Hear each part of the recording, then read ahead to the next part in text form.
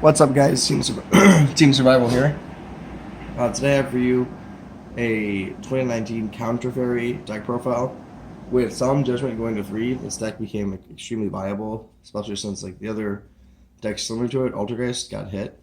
Um, it has the most insane draw power engine I've ever seen, and like the trap lineup is just lethal, and it's all just free, and you just keep generating advantage off of it. And then the monsters, I feel like it's the perfect ratio. So you have 2 pot of Extravagance. 3 felt like too many. 2 is the right number there. What's really good about this card is you can't use any other draw power cards, but you can still use Pot Duality because it doesn't draw. It's like searching. So these in tandem are incredibly good. Pot Duality is a must-have at 3 in this deck. Just being able to see the 3 and then pick what you want, it's incredibly powerful. I mean, you don't ever really special summon besides Avenging Knight Parsheth, but that's not during your turn ever. Along with that, you have 2 Desires. We play like the max you can really play of any pot lineup. Most decks can't utilize all three versions of it, but this deck can, and it's fucking broken because you also have cards like Card Demise and Cards from the Sky, so you just keep drawing. Like, there's just no way you don't get to like a very optimal first board that's like almost impossible for your opponent to play through. Like, if you go first on this deck, you win the duel. Like, you're gonna win the match if you win the die roll. Going second is a little more difficult because you don't have a lot of tools to play through someone else's board. But if you go first, you really just like absolutely dominate them. You make them have a horrible time. It's hilarious. And then to finish the spells, because you play all draw power and then just through Sanctum of Parsheth. This card's really good. None of your your spell cards can be targeted to be destroyed, and it allows you to stack your deck, which is really important along with the attack boost. Like, this card is phenomenal. It's exactly what the deck needs. And then for the trap lineup, we're playing the 3 Solemn Judgment.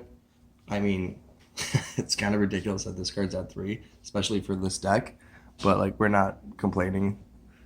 And then the 3 Strike and the 1 Morning. Solemn Brigade.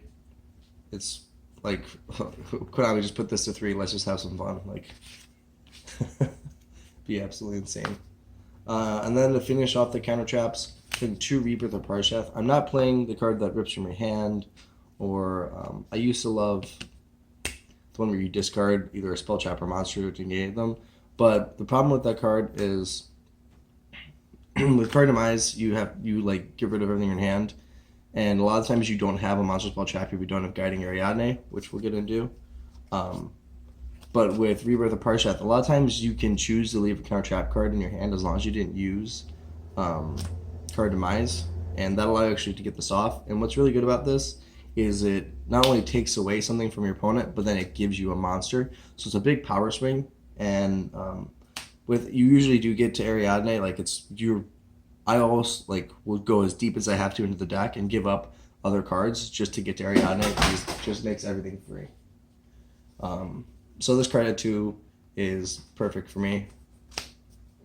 And then 3, Storming Mirror Force.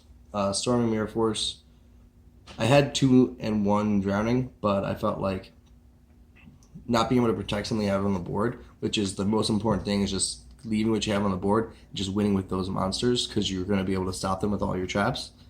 And Drowning didn't do that for me, though it has a better effect of returning them all to the deck. The fact that sometimes I'm not wide open and I have that and it could be dead was really a turning off point, and so we went to 3 Storming instead. And then for responsive traps, because Storming isn't responsive, 3 Crackdown. What's great about Storming is, like, if you have Strike and Storming, you just wait, you let your opponent do their stuff, activate Storming first, they try and negate, flip your Solemn Strike, and then they can't respond because it's spell speed 3 and they lost their entire board. So they can do all that work, set up all those negations, and then you just get rid of it. That easy. And then Crackdown, it's responsive. It just allows you to pick and choose where you want to stop their combos. and it also gives you a body on the board that allows you to go into service and make some link to low link level plays with discard fodder. But this card is a must at 3. It's so good. It can just take such powerful cards. And that's it for the trap lineup. Spells and traps, as you can see, just like very equal. And then monsters, not that many. So you don't ever really summon these unless you absolutely have to, but like they actually have a decent effect if they die, where you just reveal 3 and then search, so you're going to add one of the sounds most likely. Ariadne, if you guys don't know already what it does, goes into one of the pendulum zones, and then you just get to activate your trap cards for free without paying life points, without having to have 2 cards to discard. It's just such a fucking good card. All these are level 4, by the way, so you'll go into rank 4s a lot if you need to get into utility. 3 Artemis. This card's insane. I usually go all in on just the drawing. I like this more than Minerva. Minerva is great, but you need to have Sanctuary of Parshath, and this card doesn't make it so. And just drawing cards is incredibly good. Then we go 2 Melteal and 2 Minerva. So the reason why I'm playing this ratio is, again, these cards need Sanctum to get their secondary effects. Minerva gains 500 when using counter trap card. Melteal gives you 1,000 life points, so they're really good, especially with Melteal and Solemn Judgment. You're never going to run out of life points. But then Minerva has a really, really good effect where you can start just recycling your counter trap cards if you have it on the field with Sanctum.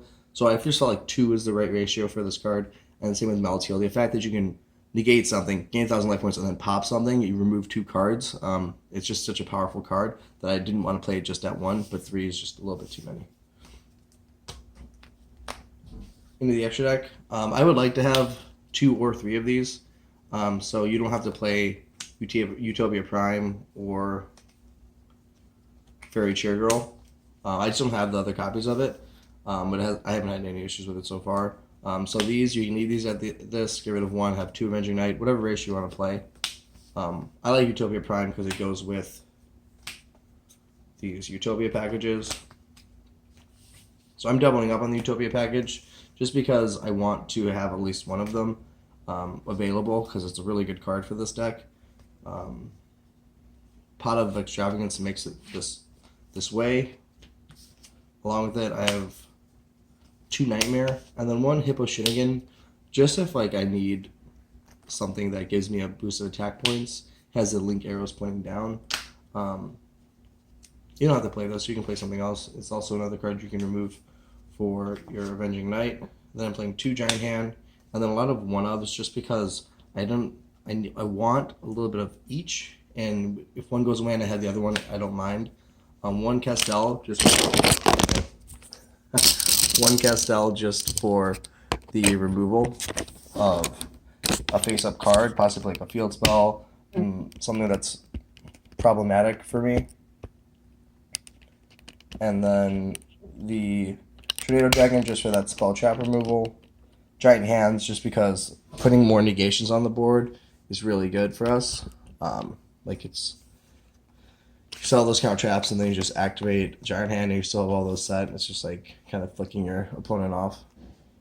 And then lastly, for